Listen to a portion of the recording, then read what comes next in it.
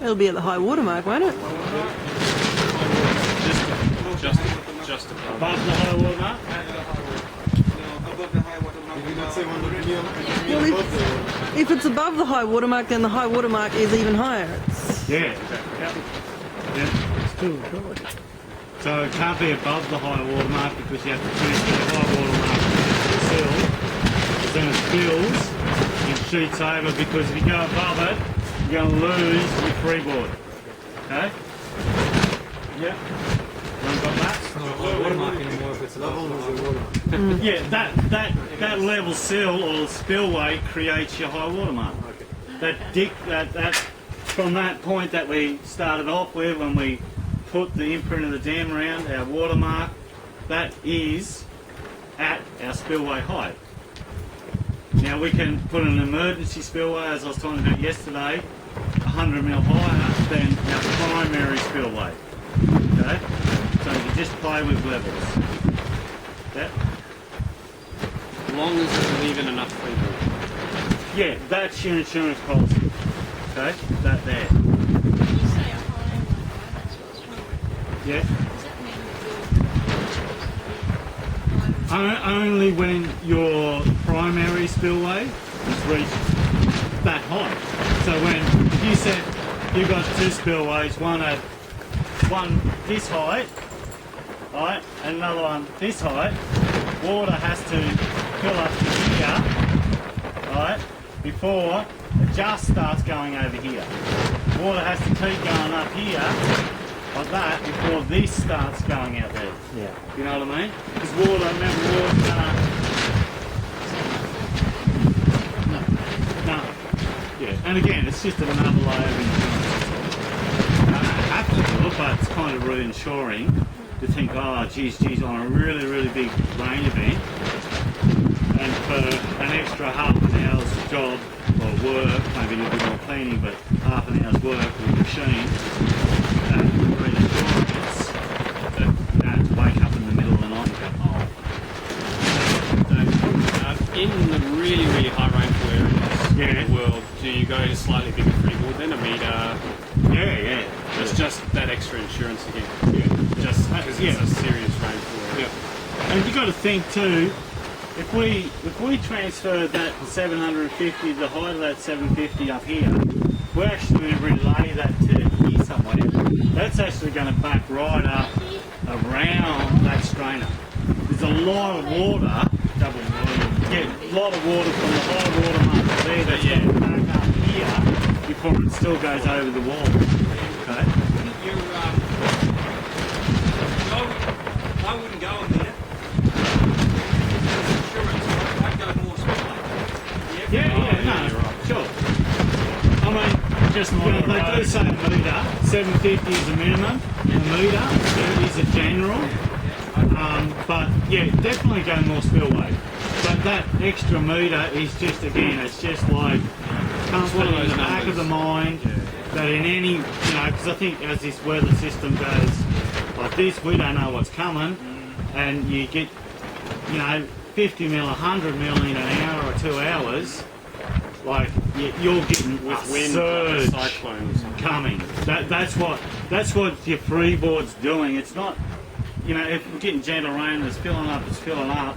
What it is that particularly if you're hooked up to an existing gully, that you actually could get a wave of water coming in, as opposed to just like this landscape, running in slowly across the landscape. But if you're on a gully that's got a fair bit of catchment, you could have a wall of water coming down that's going to hit and have a surge onto that.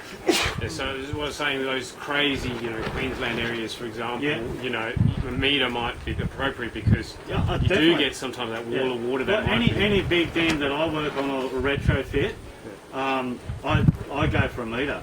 I know some people don't like it because they don't like the big exposed area, but I just think that you're better off doing it when you've got a big catchment. Oh yeah, bigger catchment. Yeah.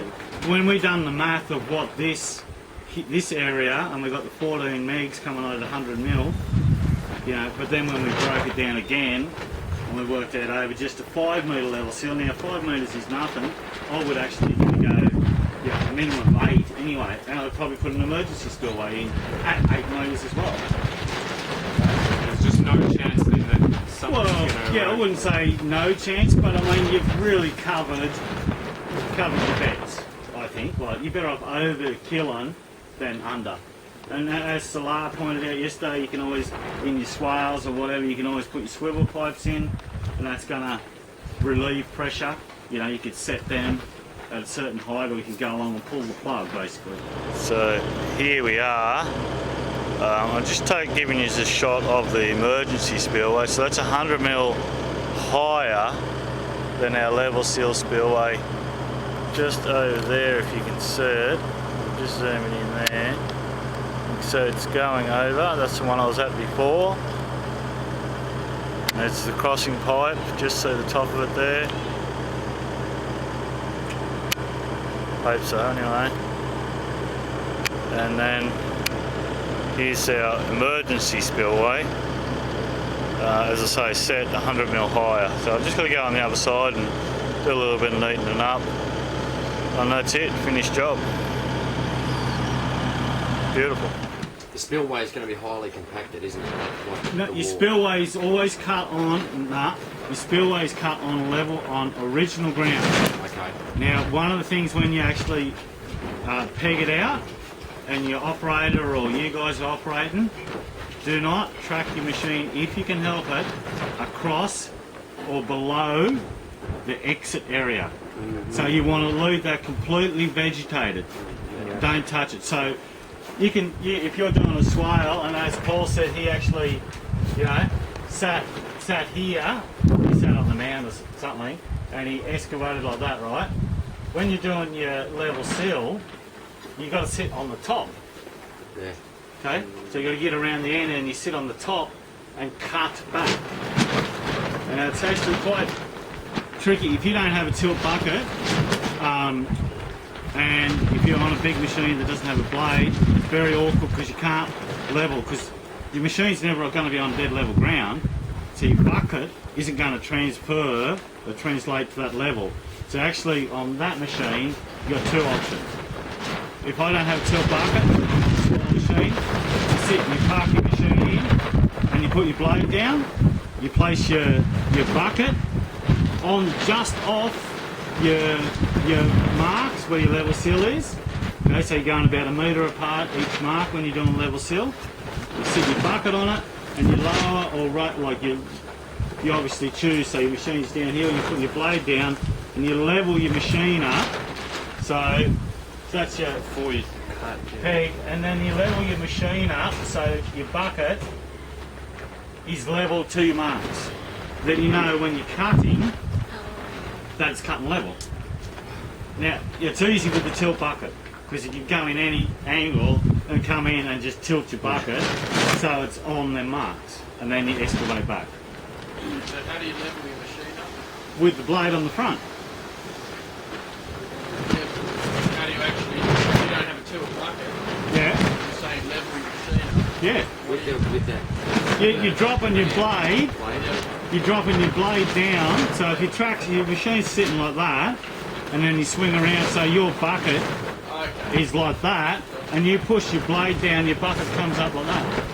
And to get to eyeball level, right, you're just setting your blade across like that, and then you're leveling your machine up so you're not actually touching your marks, you're just going, you know, 10 mil, whatever, off it. Okay? Does that help? That blade, as well as from going down together in front, you can tilt your machine. Yeah. But if you've got a tilt bucket, you don't need it, because you can just angle your bucket to marry that level line and then excavate back. So worthwhile to have that tilt bucket. Oh look, it makes it, I mean, plus battering, I mean, a whole other skin in the topsoil off, I mean, yeah, a whole lot of things.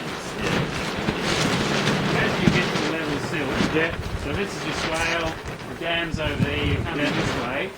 As you get to that, yeah, you don't bother putting swale anymore, and you just cut and you just leave that end open, or you go uphill a bit so you have to actually, if that's, yeah, if that's, well, yeah, exactly, you've got to actually, if that's your level sill here, right, and again, as I said, if that's, say, ground any part of the mound, yeah, there's no mound, that's original ground here, this is your natural ground edge, right, so it sheets over it, this part has to come back on, and usually you throw your excess material behind it.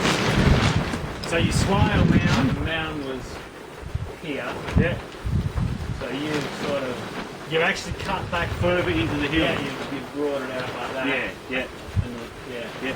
Does that make sense to everyone? Yeah. You kind of need to take your swale uphill a fraction. You have to.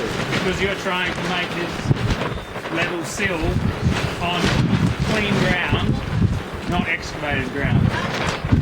So if you're coming around on contour, it's all level. You just continue to go.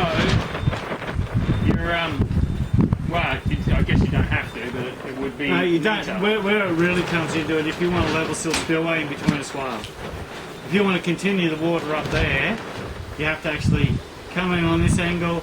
You've got to keep the same floor height, so you've got to go back further into the hill, go around the back of the swale, the level sill, come back, and keep going. The surplus material behind it, or if you're going to terminate it on the end, you throw it up on the end of the level sill. I've got tonight. I'll show you some photos of level sills, and that with water in them, and that'll get you clearer. So I'll show you. Put a projector up. There's a couple of videos. Yeah. But I know I've been saying it, but even if we just give you 10, 15 minutes, just do some level sill shots without water, with water, and then you can see them working as passive as they are. Yep. Now he's getting a break and stop listening to me waffle on. And thanks, Charles, for the great drawing. No, that was good.